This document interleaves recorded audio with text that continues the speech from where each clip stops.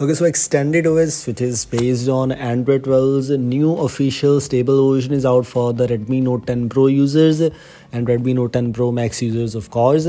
It's available for some other devices also as official build, and you can go and check out their official website if you want to install it on your device. So first major change, of course, is from the latest. We have the January security patch, January 2022 security patch. Some UI changes, some cool, interesting features, and yes, MSM Extended is also one of the most customizable custom ROMs out there. And based on Android version 12, it might be a good choice for you if you are looking to install Android 12 on your device. But it's quite fast, quite smooth, as in my opinions. Let's get started. Let's find out some things which you get in this latest build. Let's just quickly take a look at the default launcher first of all. It was expected, of course, that in MSM Extended, even in Android version 11, you didn't got Pixel Launcher pre-installed, and same here in this case too. You don't have the Pixel Launcher pre-installed, as we have the AOSP launcher, which is basically a quick step launcher which you get pre-installed. So let's see what you get here, and you have some extra options, for example, action, toast, double tap gesture, etc., which was expected, of course. Everything is present here, and you can give it a try. I think so. It's not a most customizable launcher, but yes, customizations are still present in the default launcher, and yes, it's a good choice. But if you want to install custom launcher, of course, you have the option to use Magic modules like launcher, etc. And yes, you're good to go.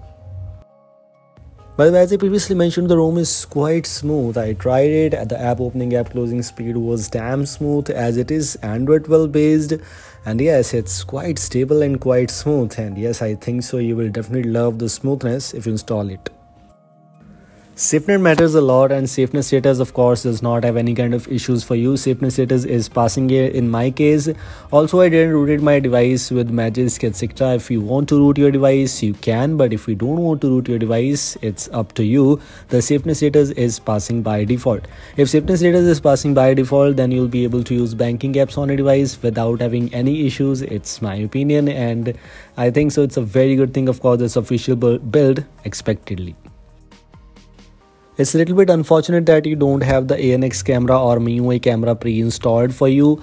By the way, this is Android 12. In Sierra Droid, you have the MIUI camera included. I'm not sure if it is ANX camera or MIUI camera, but that is included. So finally, we might have the support for Android 12 based ANX camera very soon for other custom ROMs.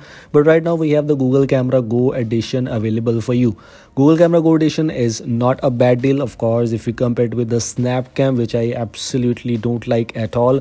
So yes, Google Camera Go edition is included, and yes, if you still need other Google camera modes, yes, a lot of Google camera modes are available, and yes, a stable Google camera mode which is working fine in Redmi Note 10 Pro.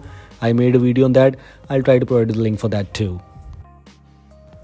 It was expected, and yes, it's there. Google Photos unlimited backup, unlimited full resolution storage backup, which is quite useful. I'm not sure if you use this on your device or not, but I definitely use this thing because I need backup for these photos and videos sometimes. And yes, I have full unlimited free storage resolution, etc, etc. It's a good thing, and I think so if you love to use these things and you are having this by default, it's a very positive point for you. I think so. As I previously told you at the start of the video, you have this new kind of UI in Extended OS settings. Yes, new UI, new customizations. Not talking about the major customization changes, but yes, looks good. You have some by default these device specific settings where you can customize the refresh rate. You can enable the DC dimming option to avoid the screen flickering. In some cases, if you use low brightness and you're having the screen flickering issues, you can enable the DC dimming option. You have the high refresh rate where you can use a variable refresh rate 60 to 120 or 120, whatever you want to use, and direct sound enhancer where you can enable the hi-fi options too. Looks good. Talking about the theming section, yes, it was expected that a lot of custom ROMs are also giving you this option called, if you don't want the monet theming, yes, this is called monet theming, but if you don't want the wallpaper based theming, like if you want your own custom color theming, that option is available here for you. And unlike Dubfest OS, where Dubfest OS you have the option of the things, for example, if you want to apply any kind of icon shape or status bar icons or Wi-Fi icons, you have the previews available for that. Unfortunately, in MSM Extended you don't have this option, but in the terms of option options, like how many options you're having. I think so Xtended has at least some extra better options for you, but yes, it's my opinion. If you don't need those customizations, then it's up to you, but if you need those customization, right now Xtended has better options, I think so. Maybe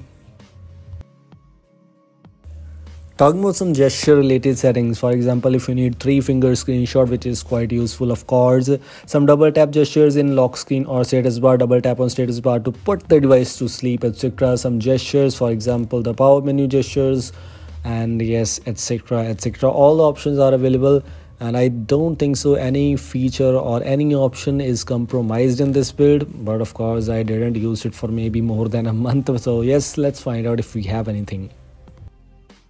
Notifications also plays very important roles on your devices, and yes, you can see show notification count if you want to use this option to check out how many notifications you're having for that particular app, which is absolutely useful.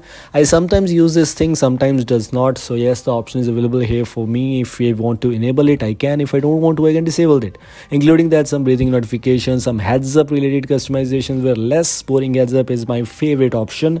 I always use this feature, which is quite useful. Talking about some status bar customizations for you. For example, status bar has system icons customizations. For example, if you don't want to enable or disable some icons from your status bar, you can do this. Of course, the option is available here for you and very useful, including that some clock and date customizations. Some Wi-Fi icons are also included, and you have extra options. OnePlus, Moto, Asus, EMUI, Vivo, all the Wi-Fi icons are available here for you, including that some logo related things. If you want to enable the status bar logo, the extended logo, and your status bar kind of a customization. This is not a feature. If you remember, I made a video where I've explained that what is a customization thing, what is a feature based thing. There is some difference, and if you want a dedicated particular video on this difference, I will try to make a video, so make sure to comment below if you want that. If you're able to see right now, I got some bugs here. I got a simple minor bug, I'm not sure why it is here. If you're able to see the VoLTE icon, if I enable the MIUI icon, this is actually not a MIUI VoLTE icon. This is absolutely, I think, a ASUS VoLTE icon. So as I previously mentioned, it's a minor bug, not a major one, but this is what we have right now finally. Last but not the least, we have a new gaming mode available. The gaming mode which you saw in maybe Xtended UI, if you're able to remember. I remember that Xtended UI got this gaming mode first time when I saw that, where you have the notification then macro option available for you. Use game driver, performance tuning, where you can adjust the performance level if you want to. Yes, this gaming mode looks better than the Android 12 gaming dashboard. Let me know in comment box if you like that gaming mode, or if you love this gaming mode. Let's know.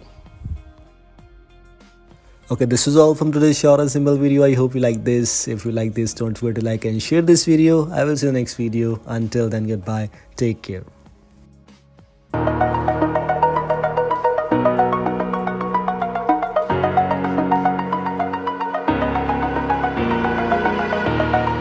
Over the edge, feel like I'm floating through the air.